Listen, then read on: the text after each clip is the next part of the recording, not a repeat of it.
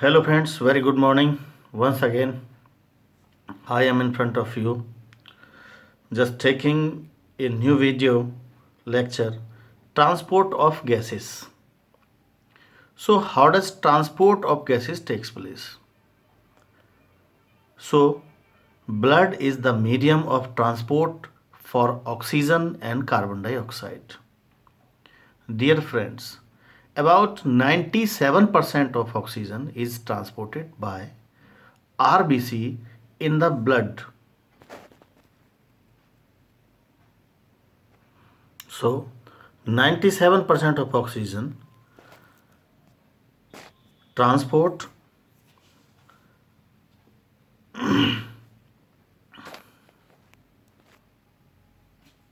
by RBC in the blood. Remaining 3% of oxygen is carried in dissolved state through the plasma.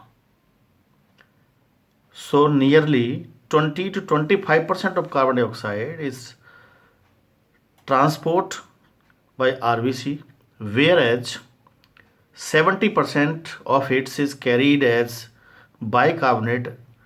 About 7% of carbon dioxide is carried in a dissolved state through plasma.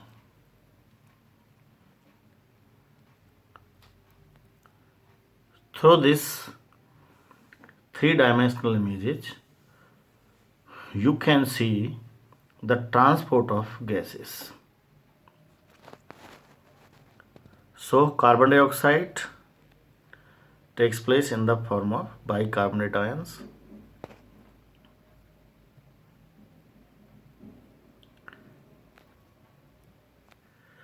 So friends, how does transport of oxygen takes place between alveoli and blood capillaries and blood capillaries to tissue?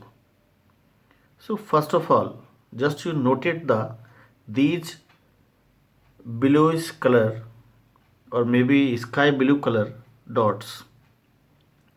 These dots show the or represent the carbon dioxide, and just opposite white dots which are just to look in the blood capillaries. These white dots are represent to oxygen. So obviously when cell respirate, then the carbon dioxide is released in large amount.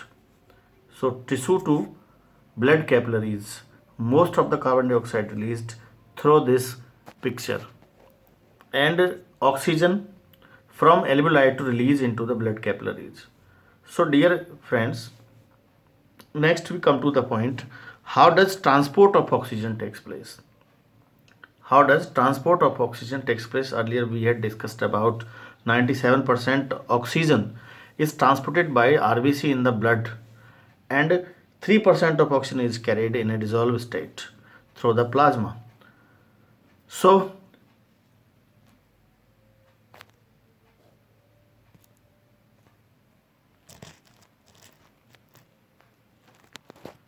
friends, hemoglobin is a red colored iron containing pigment present in the RBC.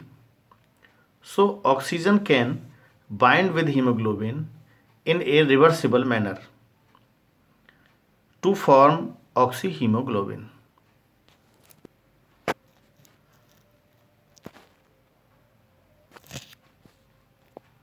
So friends, this is the structure of hemoglobin. It has 4 polypeptide chains. So now we can talk about the structures, because in next chapter we absolutely discuss about the structure of hemoglobin. So this is the hemoglobin. Hemoglobin is attached with oxygen to form oxyhemoglobin. So friends, each hemoglobin molecule can carry a maximum 4 molecules of oxygens. You look in the diagram, because this hemoglobin molecule contains 4 oxygen. So binding of oxygen with hemoglobin is primarily related to partial pressure of oxygen. So you just look in the diagram, with yellow color boxes partial pressure of oxygen indicated, so arrow goes to above, so it's represent the partial pressure of oxygen is high for binding of oxygen. Just other factors, partial pressure of carbon dioxide is low, pH is also low, need low pH, and temperature is also low. pH stand for the hydrogen ion concentration is also low. So partial pressure of carbon dioxide, hydrogen ion concentration, temperature are the other factors which can interfere with this binding. You can easily learn about the binding of oxygens on the basis of this diagram. Just look in the boxes once again. PO2 is higher, PCO2 is lower, hydrogen ion concentration is lower, temperature is lower. You just look again how does binding of oxygen takes place with hemoglobin molecule. So in this way, one molecule of hemoglobin is combined 4 molecules of oxygen.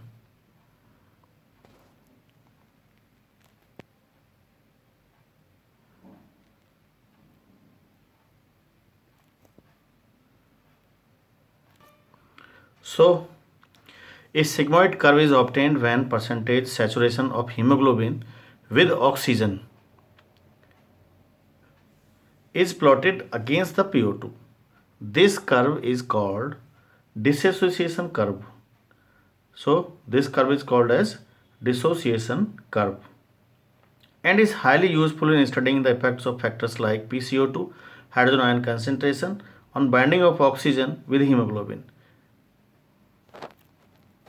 in the alveoli. So all these 4 factors are supporting to form oxyhemoglobin.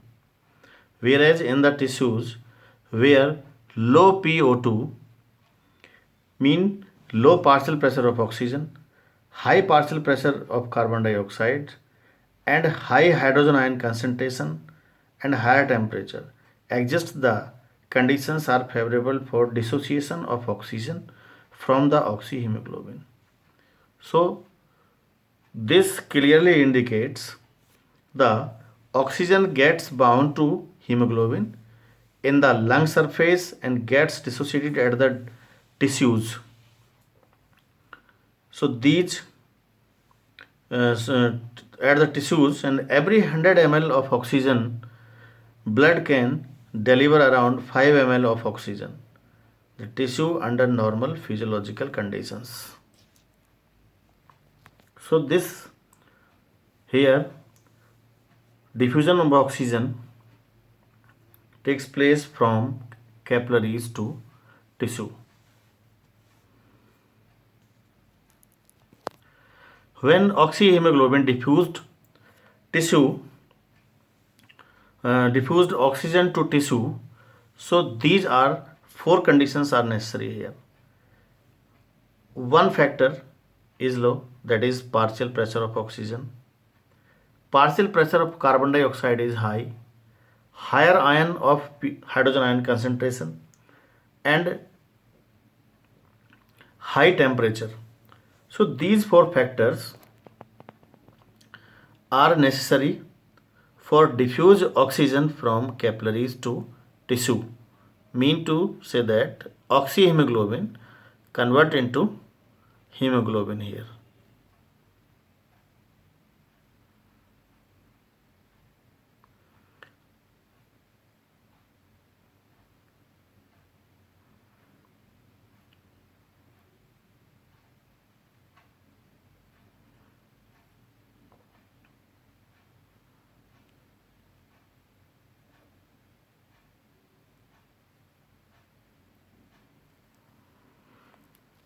So you just look the complete mechanism of transport of oxygens once again. You look 4 molecule of oxygens carried by 1 molecule of hemoglobin. So these 4 factors, this is percentage saturation of hemoglobin,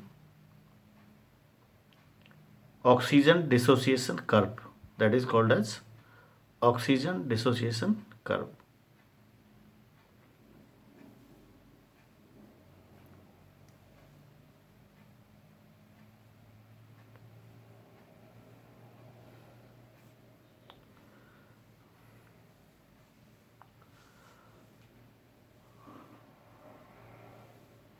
For oxyhemoglobins, all these conditions: high PO2, low PCO2, low hydrogen ion, and so forth. So this site is exchange between capillaries and tissue, capillaries to tissue, transport of oxygen. So these four factors here. So in this way, transport of oxygen takes place.